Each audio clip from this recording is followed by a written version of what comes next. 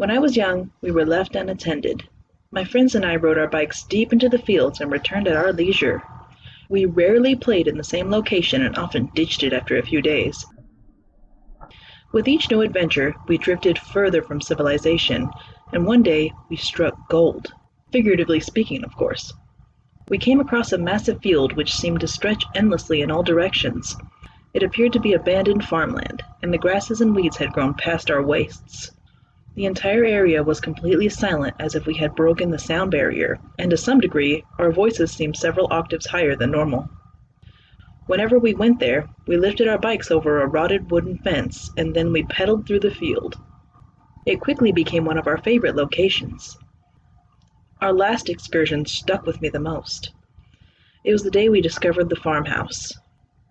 I have no idea how we never noticed it before. It was just there, but somehow we overlooked it. We rode over to the house to observe it up close, and it appeared more beautiful from a distance. The age was clear in the peeling paint, the shoddy shutters, and the broken windows. The farmhouse was 2 stories tall, possibly 3, and had a large veranda smudged with grime. The porch extended around the house, and we noticed a rickety porch swing creaking back and forth on a rusted chain. There was no wind. While I was left pondering this, my friends abandoned their bikes by the wayside and dashed across the dirt road.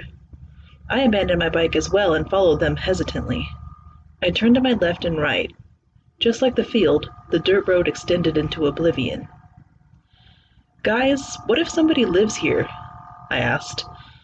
My main concern was disturbing the homeowner and getting kicked off the property. "Oh, come on, there's nobody here," George called back. George was the most adventurous of the 3 of us. His confidence usually got us all in trouble. I decided to trust him and crossed to the other side of the dirt road. Both of my friends were already standing on the porch. "Can you see inside?" Ryan, my other friend, shook his head. "There's a thick curtain in the way. It smells really musty over here." I had to agree with him. It smelled old and decrepit. The porch, above all else, seemed to be in the worst state of decay, but somehow it held our weight. Curiously, we wandered all the way around the house. If anyone lived there, they would have heard us because the wood squeaked terribly.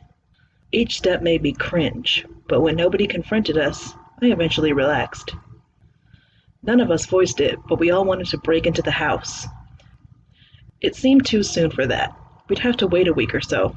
We had to be absolutely sure that the farmhouse was vacant. The backyard was nothing spectacular. It was overgrown like the rest of the land. There was a crumpled shed several yards away, along with a rusted pickup.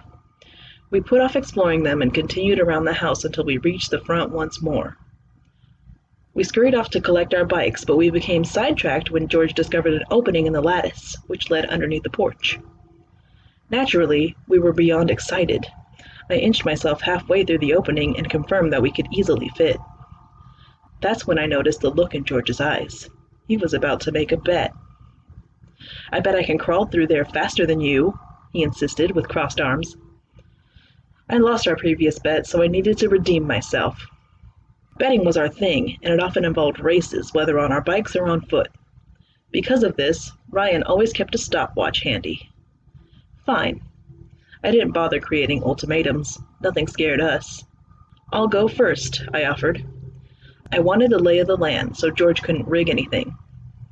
I crouched down beside the opening and waited for Ryan to retrieve the stopwatch from his bike.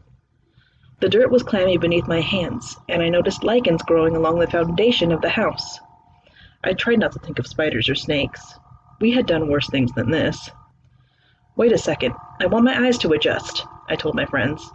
I didn't want to risk bumping my head against anything. "Are you ready?" Ryan muttered, raising the stopwatch. "Yeah. Okay, maybe I was a bit nervous. Go." I forced myself through the opening and felt the lattice clawing at my clothes.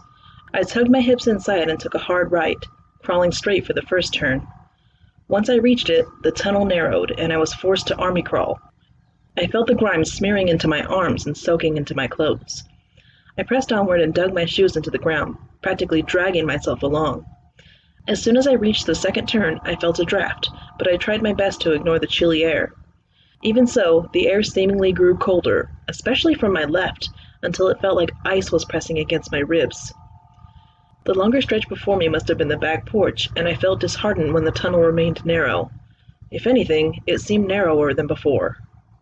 As soon as I passed the halfway mark, I heard frenzied scuffling. The tunnel was too narrow for me to turn around, but I knew it was one of my friends, probably George. I felt him grab my ankle, jerking me sharply backwards. I caught myself on the lattice and kicked backward angrily, hitting my friend square in the face. "You cheater!" I screamed. I army crawled faster than ever before. My friend was persistent, though, and I heard him right behind me. I blocked everything out and dug my arms mercilessly into the ground, clawing myself through the tunnel until I burst out of the opening. I was breathing heavily and covered head to foot with nasty red clay. "What the hell is the matter with you?" I screamed at Ryan. Ryan was standing there timidly, and of course George was nowhere to be seen. They were both cheaters. Ryan was quivering, and he extended the stopwatch to me. "You were under there for 27 minutes. "What? No, I wasn't." I snatched the stopwatch from Ryan and stared down at 27 minutes, 32 seconds. "You guys are messed up."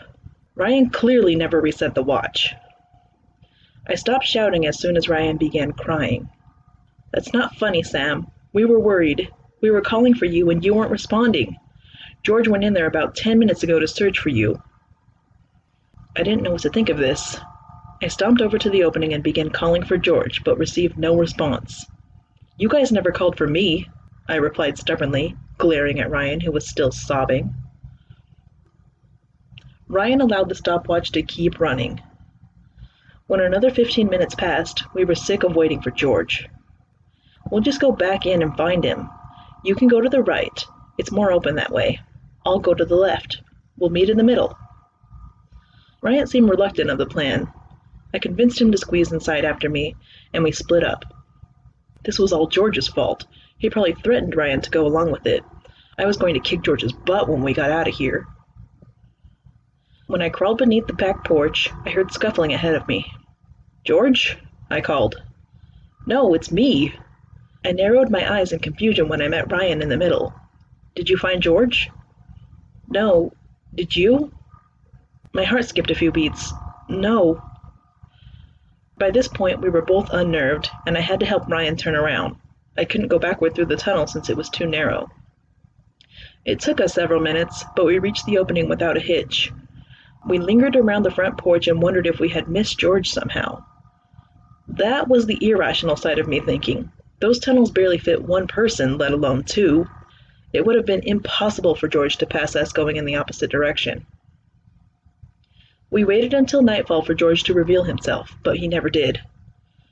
We called out to him and warned him that we were leaving. It was growing so dark we didn't want to linger any longer.